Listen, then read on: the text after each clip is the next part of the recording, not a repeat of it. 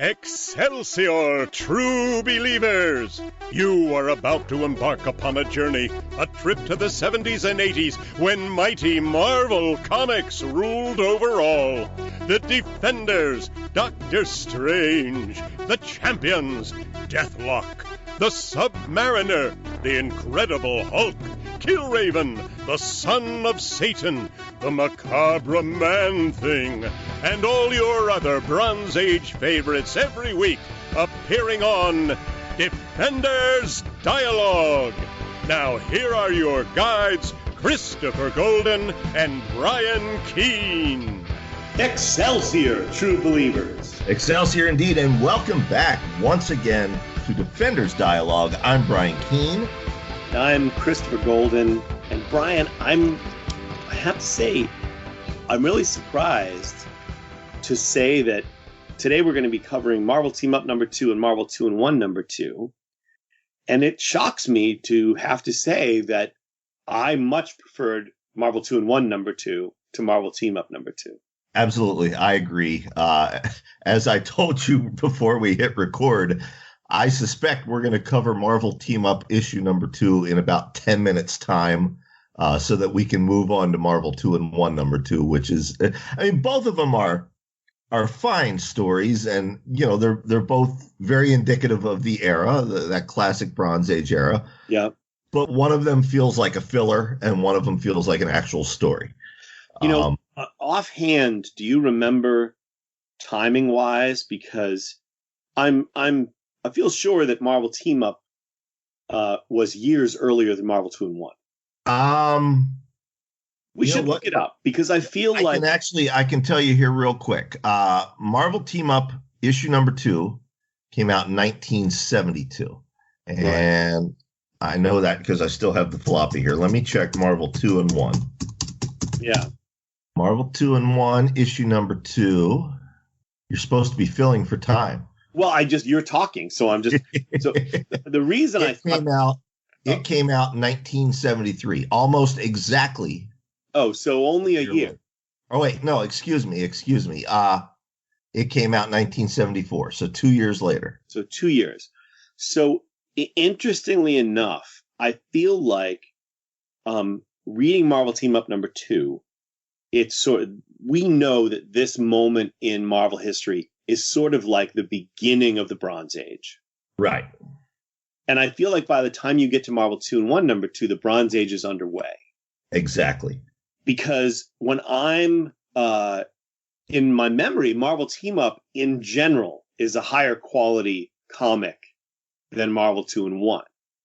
But if you go through from the beginning, certainly I think that Marvel Team Up, the first few issues, feel more like the 1960s comics than they do like the 1970s comics. I agree. It's very, and I mean no disrespect to any none of the writers on Team Up, but they're very much trying to echo Stan Lee, it feels like. Mm-hmm. Whereas by the time you get to Marvel 2-in-1, as we know from having Scott Edelman and others on the show, at that point the bullpen is the Wild West. And everybody's doing their own thing, you know, Starlin and Steve Gerber and Steranko and all the rest.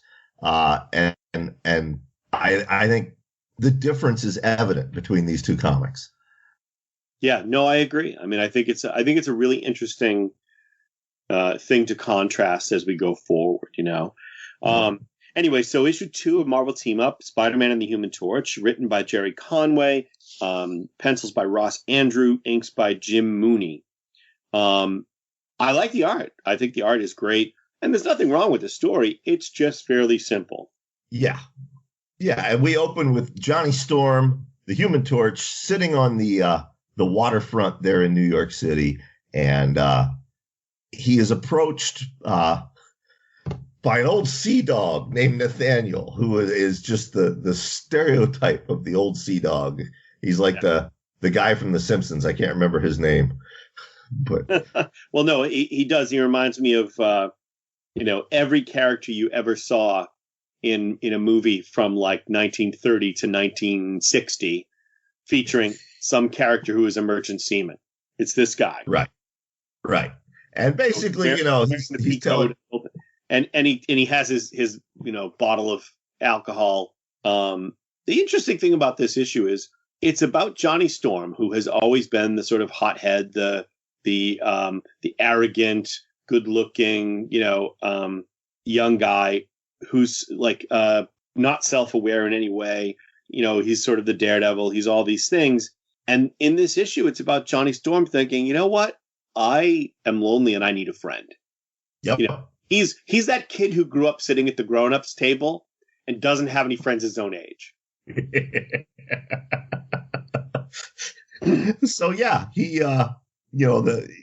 the merchant seaman basically makes him see that he does need a friend. And Johnny takes off, turns into the Human Torch, takes off, and just so happens to come across his frenemy, Spider-Man. Mm-hmm. And in true in true Marvel fashion, instead of talking, they get mad at each other. I gotta admit, Peter Parker's a little bit of a dick here. Well, but the thing is, he has a reason to be. I'm reading right now, and I don't want to get too much into it because I'm reading right now an upcoming book by Christy DeMeester, who I think is a terrific writer. Absolutely.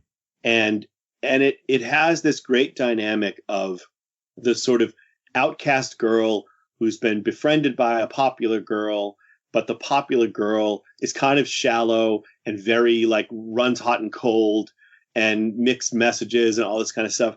And that is what Johnny Storm has been doing to Peter Parker since their first meeting at this point.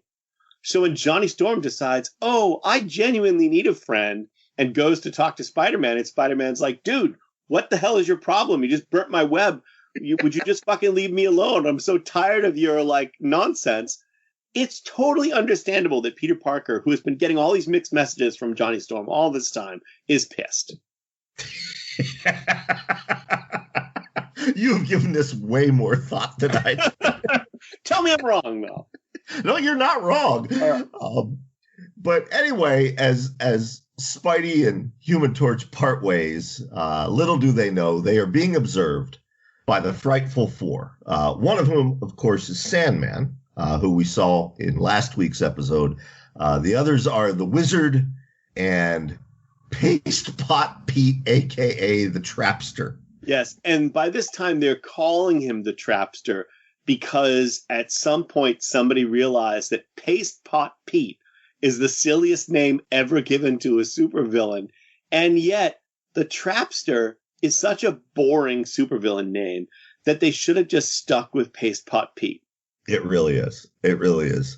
Now, I have a confession for our Marvelites out there. I have never, ever been a fan of the Frightful Four in any incarnation. I'm a fan of Sandman.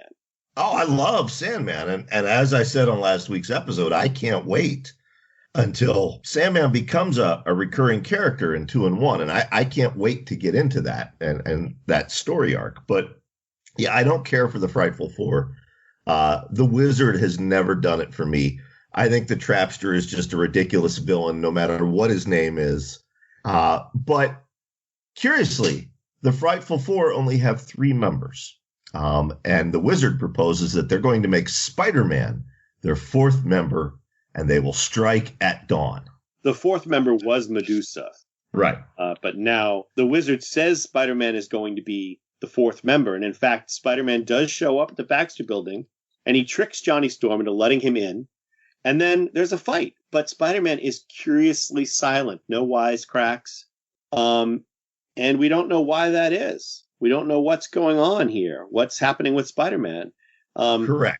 But then, Brian, and you can lead us into this, then the story actually becomes really interesting. I'd like to see this episode of a show.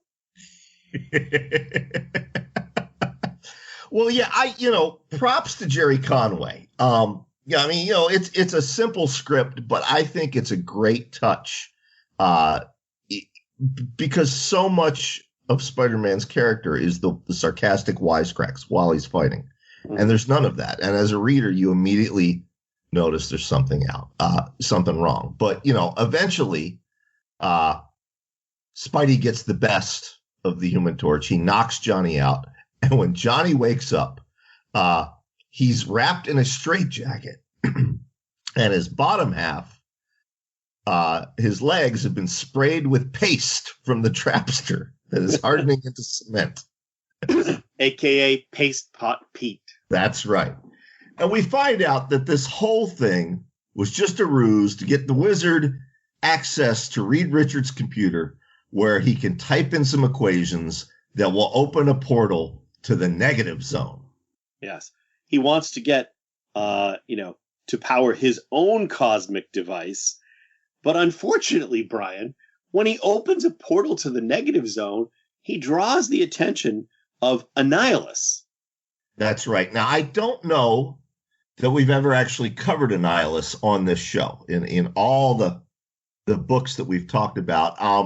Long story short, I don't want to compare him to Cthulhu, but imagine if Cthulhu was a little less depowered and from an antimatter universe. That's basically Annihilus. Imagine Cthulhu with Doctor Doom's personality. Yeah, it's like Cthulhu and Doctor Doom had a baby, and he rules the negative zone.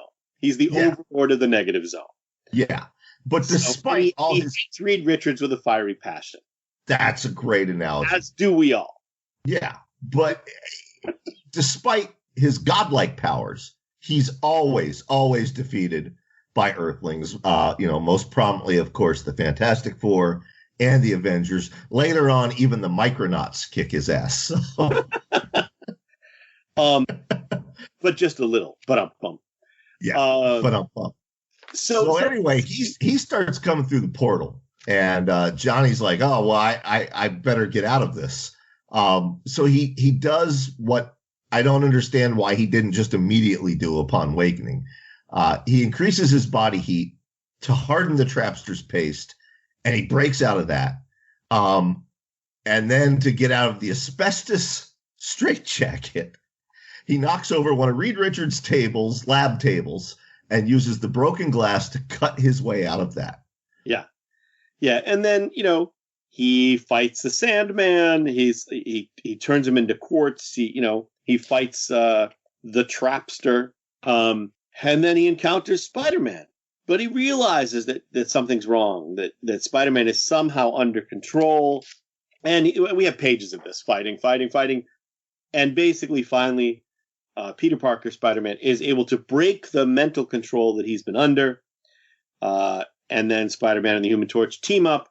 And though the Wizard is trying his best to keep Annihilus from coming through the portal into the Baxter Building, it takes the simple mind of Spider-Man to figure out, hey, look, there's an off switch.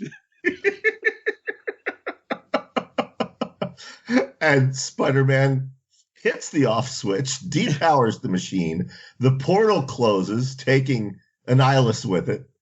But there's one supervillain they forgot about, and that is Sandman, who is still in quartz form, thanks to the Human Torch. But Spidey, smashes him, knocks him out, turns him back to sand.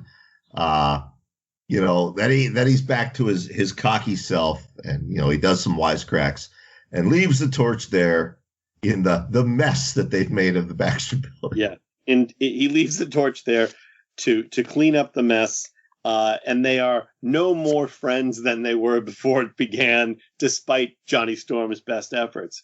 They did punch each other a lot, though. A lot. I want to say, Brian, I'm very happy that you and I were able to become friends without punching each other. Yeah, I was just thinking about that. As we said, I don't think you and I have ever punched each other. Now, our mutual friend Weston Oakes, he and I have punched each other many times, usually at the bottom of a tequila bottle. But you and I have never swung at each other. Jim Moore and I have punched each other, but only in the shoulder.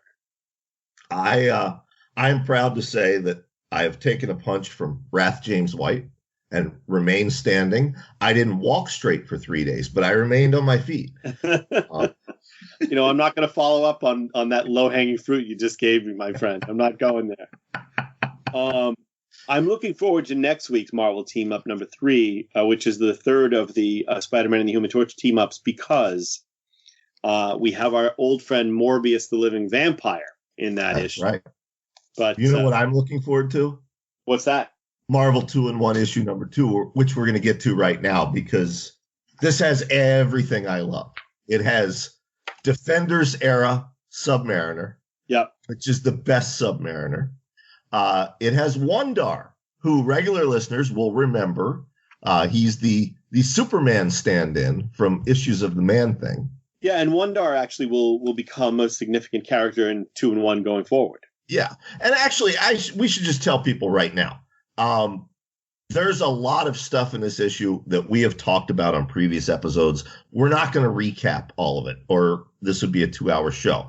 Right. You'll remember Hydro Base from our coverage of Supervillain Team Up, Wundarr from the Man-Thing, Namorita from Supervillain Team Up, and just So let's jump right into it. Issue 2, written by Steve Kerber, artist Gil Kane, inked by Joe Sinnott. And we open with Wundarr, and he's falling through the air, and he lands like a missile on Hydro Base, where he is discovered by Prince Namor's young cousin, Namorita. Yeah, she rescues him, like Ariel rescuing Prince Eric. And I got to tell you, even as a 54-year-old man, little 6-year-old Brian's crush on Namorita remains unrequited when I look at this splash page. She's a comic character, but I understand that. I'm just saying these were my formative things here. I'm gonna go out on a limb and suggest that you may have spent too much time imaginarily casting Namorita for the inevitable appearance in a Namor film. I don't think I've spent enough time doing that. In any case, Namorita rescues Wundarr from the water, gives him mouth-to-mouth to resuscitate him, and we learn fairly quickly that Wundarr doesn't speak. And let's just keep the chase. He didn't speak in Man-Thing, but now he's developing the power of speech. The problem is he doesn't know how. You have to remember, folks, Wundarr is Superman with a baby's brain. Yeah. So his first words here are the ones Namorita is teaching him. I didn't know this at the time, so I want to just sum this up that Wundarr is basically Superman with 2 changes.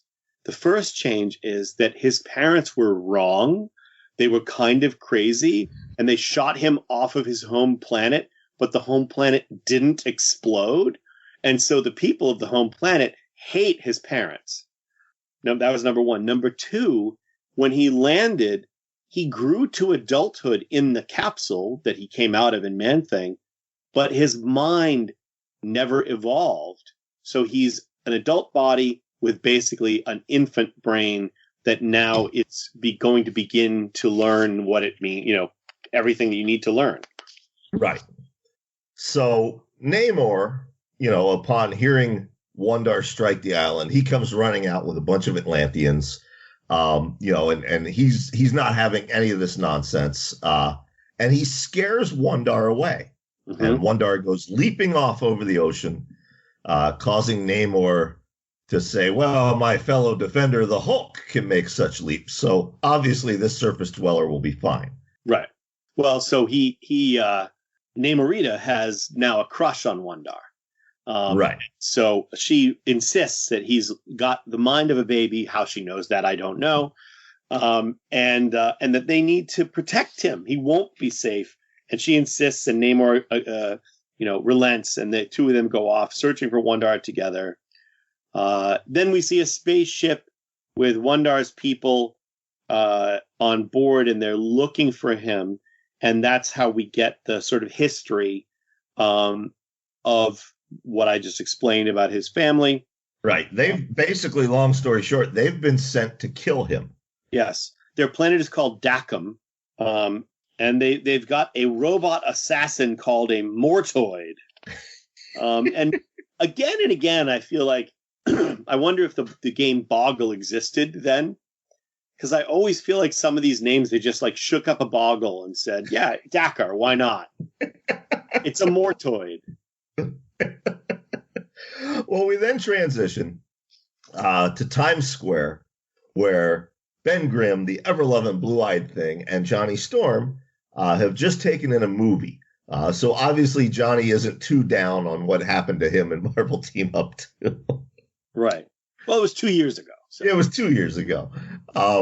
So yeah, they've seen a movie, and they're arguing. It was a karate film, martial arts film, and they're arguing about the merits of martial arts. And Ben doesn't think much of it. And as they're talking, Wundarr comes crashing down out of the sky and lands in the middle of Times Square, wrecking many cars in the process, and this makes him angry. Yeah, he picks up one of the cars to toss it because, in his mind, the car attacked him, and he hurls it, and it is caught just in time by the ever-loving Blue-Eyed Thing. And then Ben thinks he's some kind of madman or supervillain and attacks and punches Wundarr. And I love the Thing, man. I just love his character. I love his dialogue. I love the look. I love his whole sort of, melancholy demeanor. I just love it. Yep. Same here. One of my favorites. But what I love even more than the Thing by himself is the Thing with Namor. And guess who has just arrived in New York City? Namorita and Namor. Of course, she loves the city. Namor hates it. They quickly find out through a news broadcast where Wundarr is. He's in Times Square. And so they go bounding off over there. Meanwhile, Ben is figuring out that, and I'll quote the dialogue, in regards to Wundarr, could it be he ain't playing with a full deck? Yeah. This is the next line. Cripes, if I've been slamming around a slow learner all this time, I'd hate myself. Wow. Anyway, Ben has figured this out. And then we get a great splash page of Namor attacking the Thing to prevent him from further abusing Wundarr. It's just a great page. I love the art in this issue. And basically, the Thing and Namor fight, and I also like this, when Namor says, twice in a fortnight have I seen this very area of your city ravaged. So first I want to say, so basically this is the third time in 2 weeks that they've wrecked this neighborhood. Yes. And each time it returns to normal, without damage control or anything. And then he says, and now as before, I am forced to participate in its destruction. And Ben's like, what do you mean forced? Is it Atlantean etiquette or something? So all of this is being observed by Wundarr's assassins. And they then send down the Mortoid robot to kill him. They shoot at Wundarr and Namorita. And they tell Namorita they're not here to kill her, only Wundarr. At which point, Namor and the Thing are like, all right, fuck this, and they attack the robot. Mm-hmm. Yeah. Well, in any case, Namor and the Thing, once they've teamed up, make short work of the Mortoid robot assassin. And the two guys, one of whom is named Tumar, so he's apparently a tumor, I don't know. The two guys are trying to drag our friend Wundarr away, and Namorita is holding on to him. In any case, these guys give up. Once the robot assassin has been destroyed, and it's going to be Namor, Namorita, and the Thing against them, they give up, and they leave Wundarr behind. That's right. Namor does what Namor does. He dips. He's like, good, like I helped this kid out, but he's not my responsibility. Good luck, Ben. Yeah, and Namorita tells the Thing, she says he needs kindness. He needs someone to love, Mr. Grimm, a parent. And they literally force Ben to adopt Wundarr and leave him standing there holding him in his arms. Yeah, they fly away, and Ben's like, wait, what? I mean, look around the street, friends. The one person on the street you think, hey, you should be the parent to this, like, infant-brained, like, giant guy. Yeah, it should be you. And in fact, Ben Grimm now essentially becomes, in many ways, the foster parent to Wundarr.